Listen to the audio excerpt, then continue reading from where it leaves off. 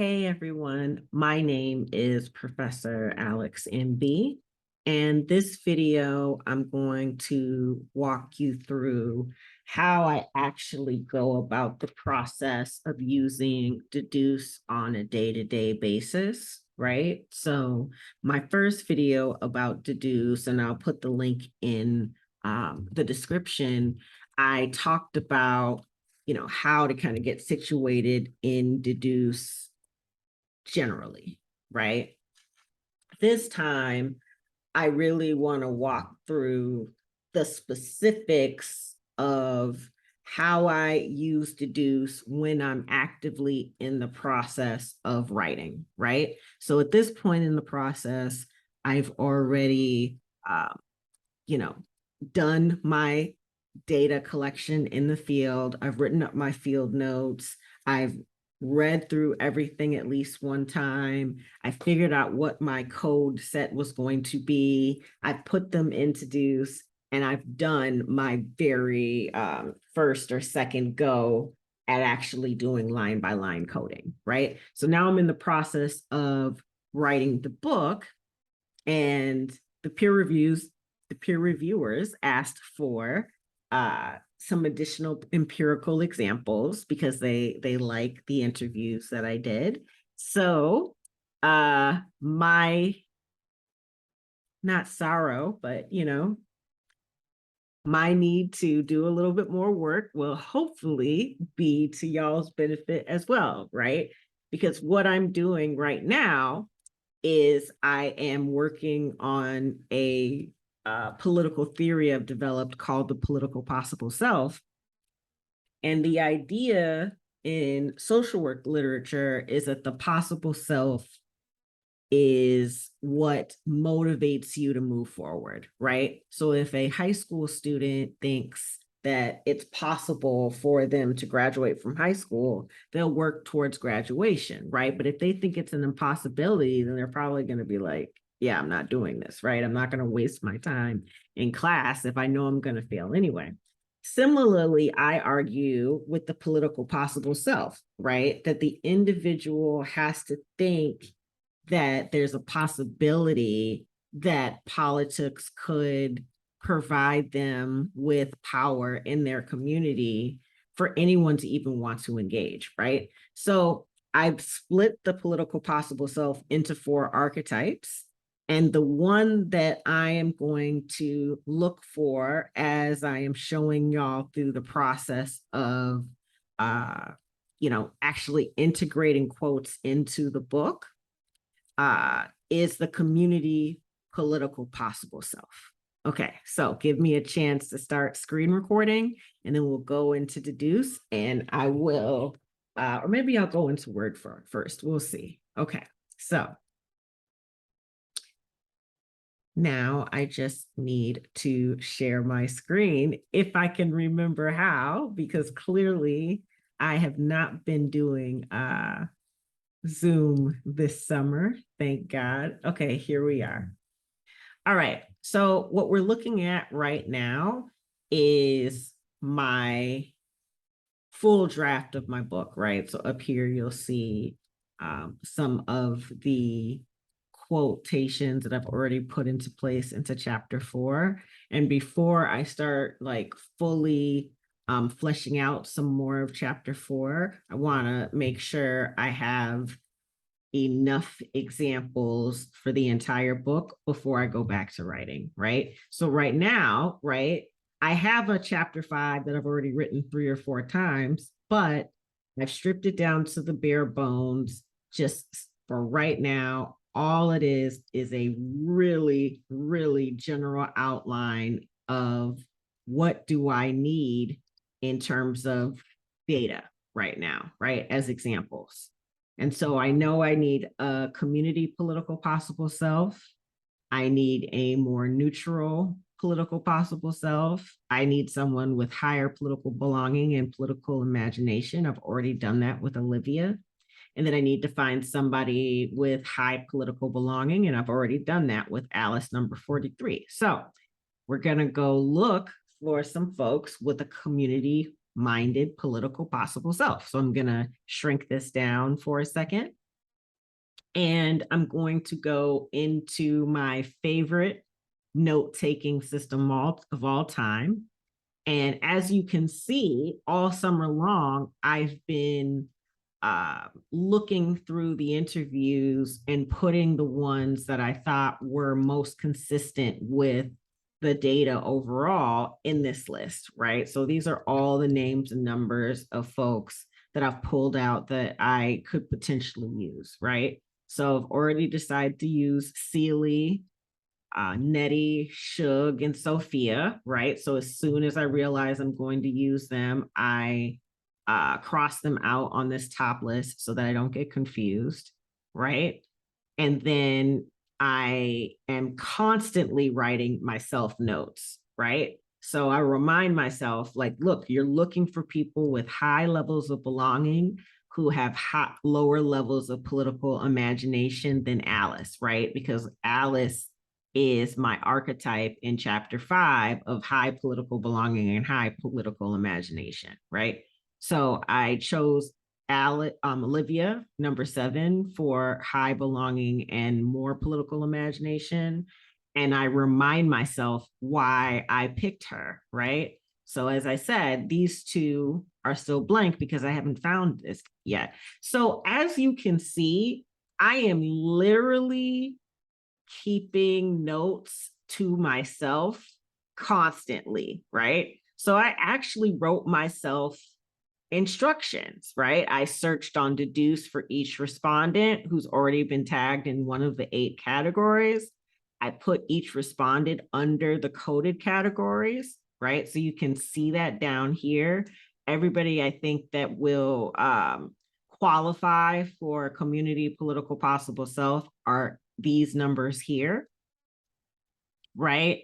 I then cross-reference the coded categories with the list of respondents who already have an alias assigned, right? So I went up to the big list and looked to make sure they matched with these mini lists, right? Because I want to be making sure I'm working with the same group of respondents that I chose in the beginning, right? This allowed me to immediately get rid of respondents I know I've already referenced it frequently in other articles or in chapters 1 through 3, right? Because you want to keep track of which interviews you're using, right? So if this is my big list of respondents that I want to pull from, as soon as I use them in a book, chapter, or an article, I cross them out, right? Because I don't want to keep using the same examples over and over and over again. So, like I said, it's really important to have some kind of note-taking system when you're doing this coding process, right? It doesn't have to be an Evernote. You could use Notion or any other program, but you want to have some kind of coding kind of note-taking system, right? So I tell myself the remaining respondents who are not crossed out below are potential options for each category. I think it's a good idea to figure out which one you like most for the case study, but I think it's also worth going over them multiple times in order to see if there's anything each chapter has in common amongst the respondents, right? And so I've been stuck with what aliases to use for my respondents. So I decided that I would first go through all the women's names in the color purple, right? So Shug, Sealy, Nettie, and so on. And then I went on to some of the OG Black feminists, Toni, Maya, Octavia, Virginia, you know, June, Audrey, Nikki, Gwendolyn, so on, right? So I am literally writing notes to myself constantly. That is the single most important thing you can do, right? In chapter 4, I'm telling myself, this is where I chose this person and this person. Because if you're not writing notes to yourself about, remember in the first video of Dedoose, right? How I showed you guys that if you want to be consistent with your coding mechanisms, then you really want to make sure that you are writing memos and notes to yourself about what you mean for each code, right? Don't assume that a year or two from now, you're going to remember exactly what you meant when you said community 2 years ago, right? Because your idea of community should expand and grow and become more sophisticated over time. Like that's the point of doing our research. But you need to remember where you were before so that you can take the reader from less informed researcher to more informed researcher, right? So just on one other thing before we go into Dedoose, right?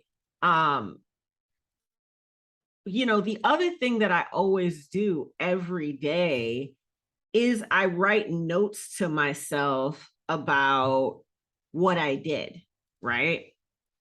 So because all I'm doing right now is working on the notes, each note that I write for redefining the political, I actually, have a whole notebook in Evernote dedicated, multiple notebooks in Evernote dedicated to this project, right? And so I always write down the time I wrote. So this was round one, this was round two, right? I talk about where I left off, right? I talk about what I did. But most importantly, I tell myself, this is what you need to work on next time, right? I need to select the last two respondents for chapter 5. Then I need to pull out vignette quotes. Be it sure to write at least one sentence or two, briefly contextualizing each person you choose so you remember later, right? So I have notes from August 12th, August 10th, August 9, August 8. Every time I write notes to myself about what I did and what I'm going to do next, right? As ethnographers, as qualitative researchers, we have to write notes to ourselves all the time, right? We have to leave a breadcrumb trail along the way, both for ourselves as well as our readers. Okay. So now that we know what we're doing today, right? We know what we're focusing on. What I'm going to do is I'm going to start my Pomodoro timer, right? I have been using mytomatoes.com since 2010 when I finished 116 tomatoes. And this is when I was taking my prelims. This is when I was studying and writing articles and all of the things, right? And what I absolutely adore about my tomatoes is it's allowed me a record of pretty much everything I've ever done as a writer, right? Like every single year, I have been tracking the work that I do, right? And I hit the tomato, it gives me 25 minutes, and then the alarm hits, and I write what I accomplished that day, right? Now, a lot of times the buzzer go off, and I'll just keep working. And that's why you see some of these have longer, like some of them can be 4 or 5 hours actually. But the goal is for me to have breaks every 25 minutes because we all need to be getting up regularly, moving and stretching and all the things, right? So whenever I begin my workday, I hit the start button and then I close this, right? Okay. So far, I've seen that interview 29, 15, 6, or 2 could be the community minded, right? And so I need to make sure that none of these I've used. I have used, it turns out I've already used interview 2. So I'm going to cross that out, right? Now I need to make sure, have I used interview 6 already? Doesn't look like it. Have I used interview 15 or 29? See, I don't even have these on the big list, right? So in an ideal world, I would look at something that I already have on the big list as well as something that hasn't been used already. But since I don't, I'm going to go check and see what interview 29 and interview 15 and 6 have to offer. So for the sake of this video, though, I'm only going to go through the one that has the most codes on it, because I think that's what's going to be most useful. So interview 29 has 15 codes. Interview 6 has 16 codes. What was the third? What was the other one? 29, 15. All right.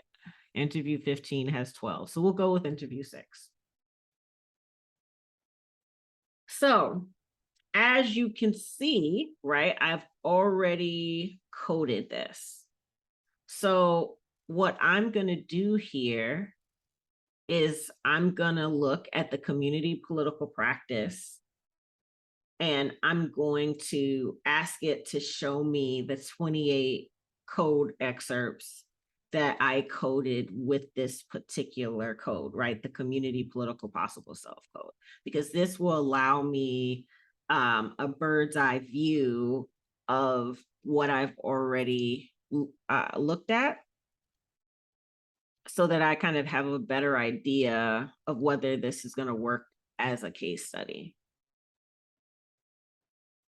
Okay, and so these are other resources. These are the other interviews. When I press matching resources, my apologies. This is a list of the other interviews that have mentioned the community political possible self quite frequently, right? So this one is like 12, 15, 17, 21, so on. Okay, so here we go. Matching excerpts. We have 28. Okay, so the nice thing about Dedoose is all you have to do is hover over it and it will show you the excerpt, right? And then there on the left, it'll show you the codes and the subcodes. So if I hover over the first one, do you have friends in Outgeld? And I wish I could point towards the box, but hopefully y'all can see it, right? It says, do you have friends in Outgeld? And the respondent, number 29, says, I know everybody. Friends, nobody I'd really call a friend, though. And then I asked, do you have other friends in the city? And the respondent says, I have friends. I know everybody. And so you can see next to that on the right, there's a little green spot or dot that says community political practice, right? And then beneath that, there's a little blue spot that says belonging, right? So all of the green dots signal the big overarching umbrella code, and the blue spots signify the subcodes, right? So this is belonging within the context of somebody who has a political possible self that's focused on the community. Okay, so the next one I have here is I ask if they follow politics, local politics, and they say that this alderman has been paid off. Rosebud is the highest food place. How can you be in a community where the meat comes from this place and the meat costs more than meat anywhere? And you know, she goes on to talk about kind of ways in which they're pushing back on high food prices, right? I ask her, do you know what the plan for transformation is? It's this is one of the housing policies in Chicago. And this person says that it's the plan that CHA is doing to demolish the Cabrini and Robert Taylor and those kind of things, right? So this is a well-informed person. You can see that I have a couple of green codes here, right? Aesthetics, community, Chicago Housing Authority, and resistance strategies. And then I have environmental issues under the aesthetics code, right? Because I'm interested in how the aesthetics of public housing come up in conversation when they're talking about environmental issues, right? So are there any connections there, right? So that's kind of why you want to think about the big umbrella code as being the totality of the issue. And then the subcodes are the many issues that are connected to the big umbrella issue. So if I'm interested in the appearance of the buildings, the maintenance, the care of the building, or the organized abandonment of the building, I'm going to create subcodes that are all circumstances that cause the aesthetic that currently exists in the public housing development, or that are a side effect of it or directly related to it, right? So what are things that could change the aesthetics of a building? Well, environmental issues is one, right? So what is the weather like? Maybe I have another subcode on maintenance and responsiveness of the CHA, right? Maybe I could have another subcode about transportation and accessibility, right? Like, is it easy to get to local, like Home Goods or Target or Home Depot, so you can clean up your yard and paint your walls and so on, right? All of these things are related to the aesthetics of the public housing development as a whole, as well as each individual's home, right? And the aesthetics of that home, right? So again, you want to think about the big umbrella code and then the subcodes, right? But you don't want to overcode things, because then it makes a mess. You have too many codes, they become worthless. Okay, so this next one, I asked her, where do you get information about CHA, right? She says, from hearsay, right? And so what I will do is I will, look at the different quotes and see, okay, is this an interview that I want to use for this particular political possible self, right? So we know now that number 29 has some really good examples. So maybe I'll use that, right? But I want to look at the other ones that were on my list to be sure, right? So what were the other ones? I had 15 and 6. Okay. So I can also do this another way, right? I can click this here, right? And I can see every single community political possible self excerpt that I've looked at in the entire document, right? But these have all of the interviews, and I want to look at some more detailed data, but I wanted you guys to know that you can come here and just click on the codes of whatever you want to look at, right? So if I was interested in alienated political possible self, all I need to do is press the code button, right? And it would show me examples of every single time I coded something under the alienated umbrella, right? So this code section up here can be incredibly useful to you. You want to get to know these tabs up here. Don't run from them, right? Because this is another, the thing that Dedoose does really well is that they give you a number of different options, or a number of different options into how you can look at your data, the same set of data, right? So when I press the codes button, you can look at the individual codes and select out what you want, right? But when I look at excerpts, now the focus is on each interview itself and the codes that came up the most frequently here, right? But I'm still getting the same little overview that I had in the code section, right? So I would really encourage you to kind of just go through each of these tabs at the front and see which one helps you find your data most efficiently, right? Because that's really what this is about. I'm a kind of, to the point person. So I like to just find interview 6, click on it.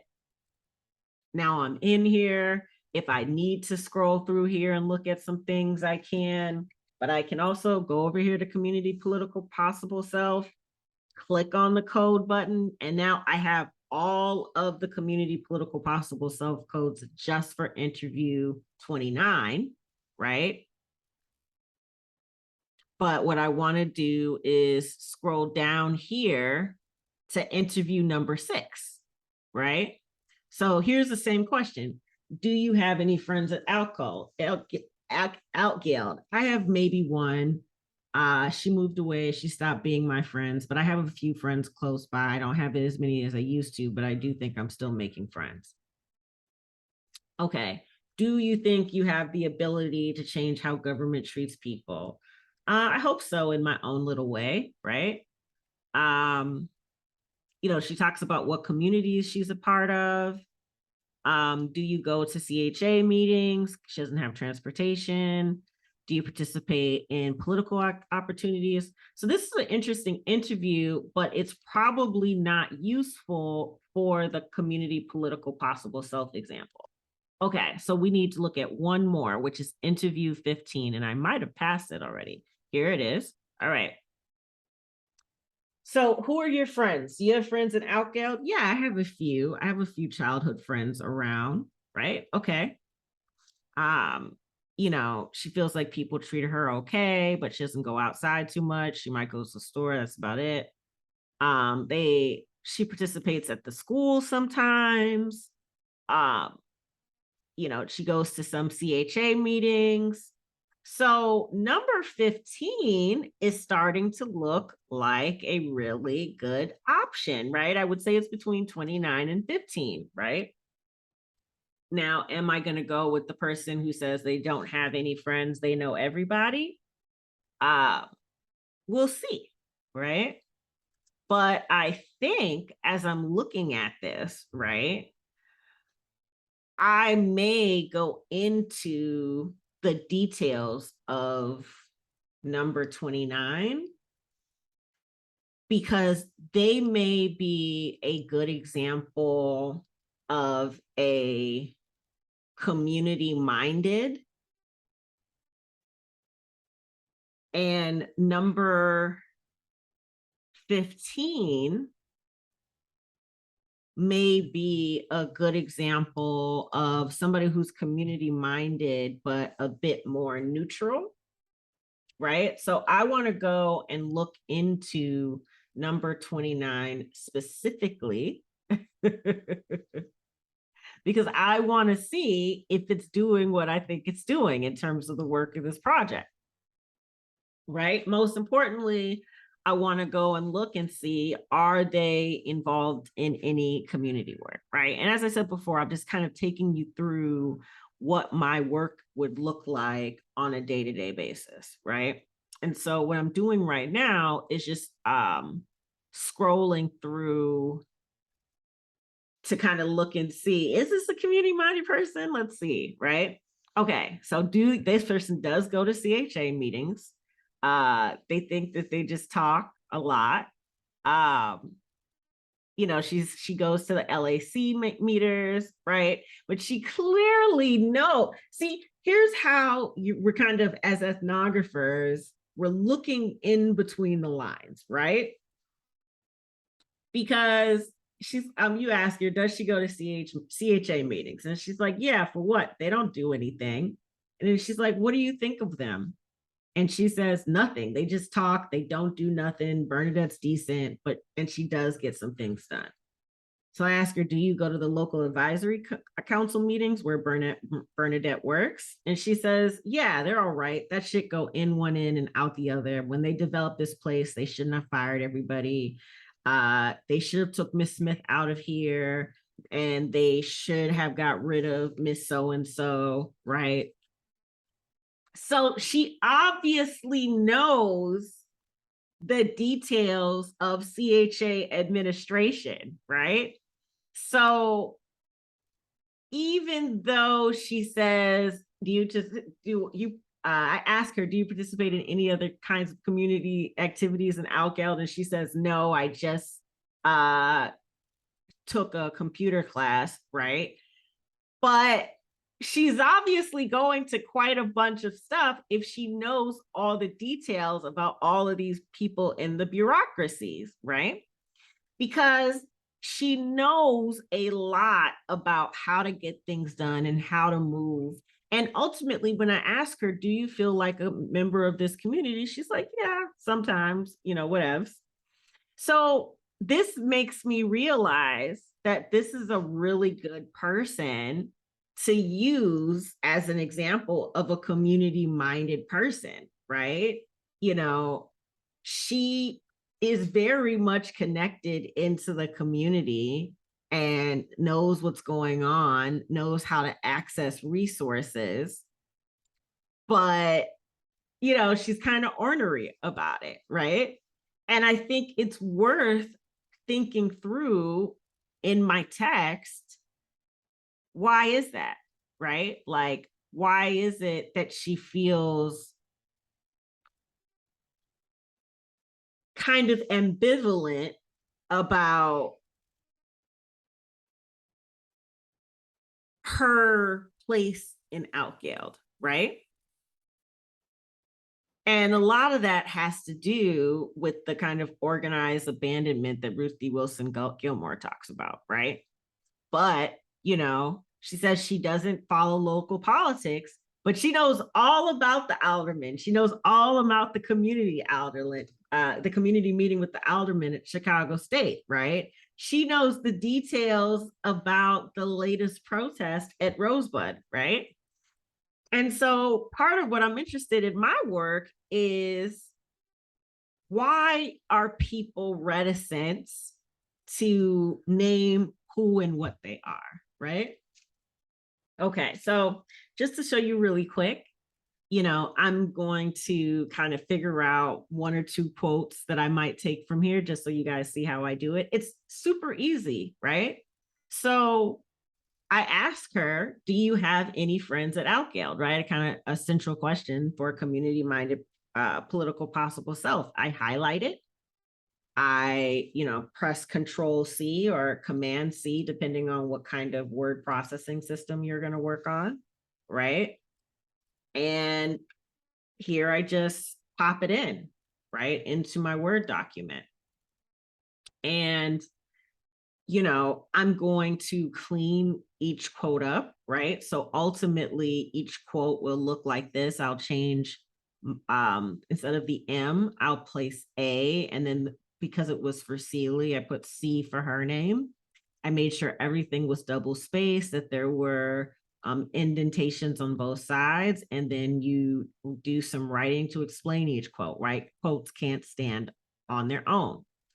But for now, in the beginning, when I'm trying to just collect codes, I'm not going to worry so much about it, right? I might just put a kind of line right here so I can keep track of when one quote begins and where another one ends, because I know I don't want to get caught up in the editing of them right now. I want to make sure that I'm just focusing on getting the good quotes in here, right? So I'm also interested in how she looks at Outgeld, right? So here she talks about